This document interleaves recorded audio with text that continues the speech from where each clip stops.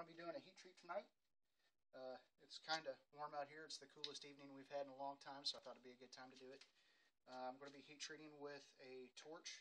It's the only thing I've got that puts out enough heat right now. I don't have my forge built, and I don't have enough money for like an even heat or a Paragon or anything like that. So unfortunately, I don't have a heat treat oven. I'm going to do the best with what I've got. I'm going to do the best that I can with what I've got. There are a lot of people, most notably probably Ed Fowler, that believe in a heat treat with a torch because you get a zoned differential heat treat. The only problem with it is, from my research that I've done, is that you don't get all the carbon in the blade in solution. You don't get a homogeneous heat treat through the entire blade, which causes some stress issues. Again, that's all debatable. I'm not here to start debate, just to show how I do this. I've got the biggest rose tip on here that I can find. It puts out a lot of heat in a large area, so that I can affect a larger area and hopefully get more carbon into solution to get a little bit better heat treat. So we're going to fire this up, and I'm going to show you how I do it. I've got my peanut oil, again, doing the best that I can with what I've got. I've got my peanut oil heat treated, which makes it a little bit more viscous, makes it run a little bit better, makes it take the heat out of the blade a little bit better. So we're going to fire it up and start with kind of a gentle heat and ease up into something a little bit more potent so that we can get a little bit more heat into the blade.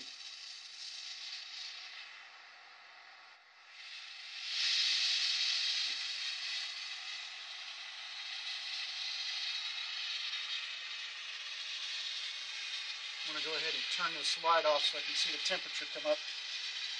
We'll see if we got enough light to record by here. Can you still see? Now, you'll notice I keep moving the blade and flipping it. If you let it just heat in one area until it gets red hot, and you don't keep moving it, the problem you run into is warping. If you heat just one side, it'll bend towards one direction because that side of the blade is actually hotter. So you'll see me repeatedly flip this over and move it back and forth in the fire so that I get a more even heat. That's very, very important. And you want to make sure that you quench. You put it straight point first down into your oil. Because if you don't, again, you'll end up with a really badly warped blade. Warp can always be taken care of, depending on how bad it is, but twist is a pain. If you twist a blade, it's pretty well shot, from my experience, which is very minimal. So we're just going to kind of let this go and heat up a little bit here and kind of go a little slower with it, let it soak a little bit. You'll notice that I'm wearing welding gloves, so some insulated gloves. That's a lot of heat rolling off of this thing. I don't know if it shows up in the camera, but there is all kinds of heat mirage.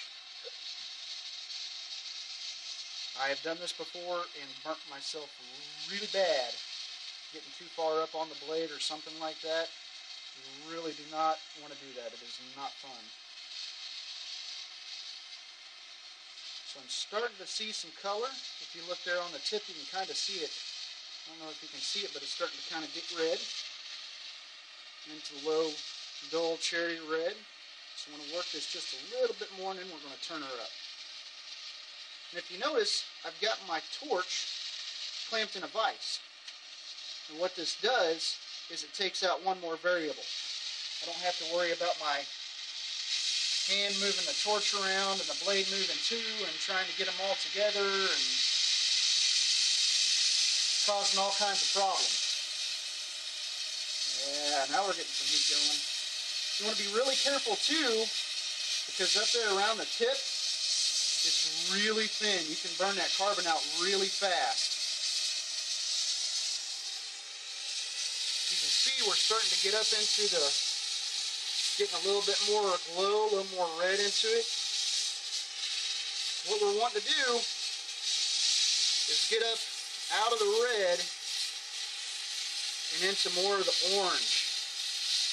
One other thing, when you start doing this, you will notice that your edge, your thinner areas, like the tip and the edge, will start to bleed heat a lot faster. So it makes it a little more difficult.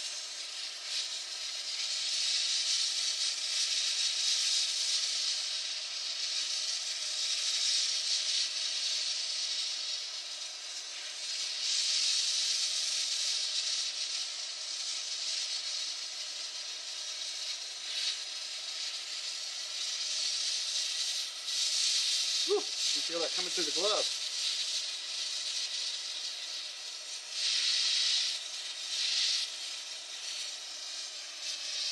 You can see right there up by the tip, we're getting it up where we want it, right up into that orange area, right in that critical range. And that's the difficult part of it, is having the entire blade a nice uniform heat when you go to quench, because you don't want hard spots, you don't want soft spots. If you don't get it hot enough, it's not going to give you a nice even hardness. And that is one of the most critical things in your blade, is having even hardness.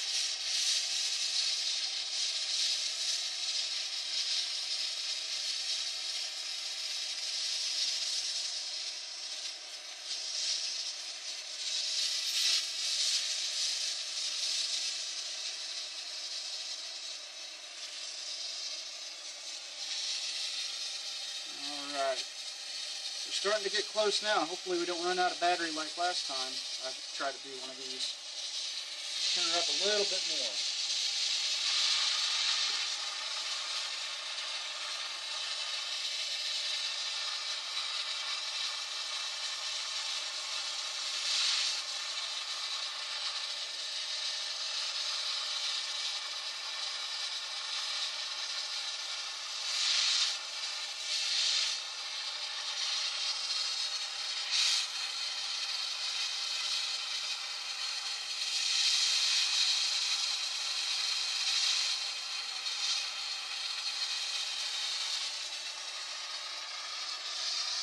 That right up there is right where we want the whole edge area.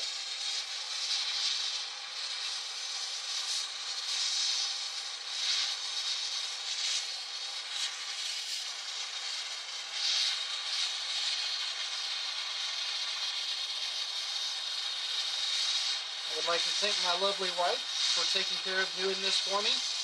It's kind of impossible to shoot a video and do this at the same time, so very nice of her to come out here and get kind of sweaty and shoot this for me on my phone.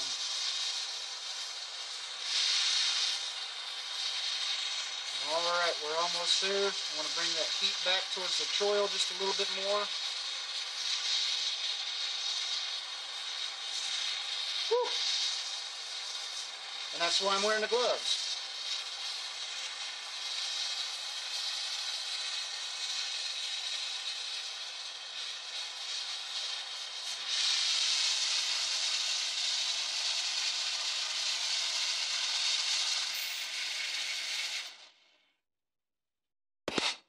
Oh yes, nice good pop. So you can see right in here, all this black is carbon. That's the carbon that's burned out, or well, it's the oil that has fried to the blade, basically. Where it's all wrinkly, all the way back into here, and where it's blown away, that's where we've got that just super rock hard, brittle edge on that blade. It's ridiculously hard, but it's almost as fragile as glass. It can break. If I were to put this in a vise and smack it in the side with a sledgehammer, it would probably break off on me. So my next step in this is going to be a temper, which I'm going to do 2 cycles, 2 tempering cycles, at probably about 415, 420, 420 degrees, 415 to 420 degrees. I'm going to do it for an hour and a half, pull it out, let it air cool, and then I'll stick it back in and let it run a second cycle. And what that'll do is it'll draw some of the hardness out of the edge and get it to where it's not quite so brittle, more usable. And it'll relieve some of the inner stresses in the steel from the quenching too. So, thanks a lot for watching. I hope this helped maybe some of you that are looking to start out in knife making, and it's been a fun time. So thank you very much for watching.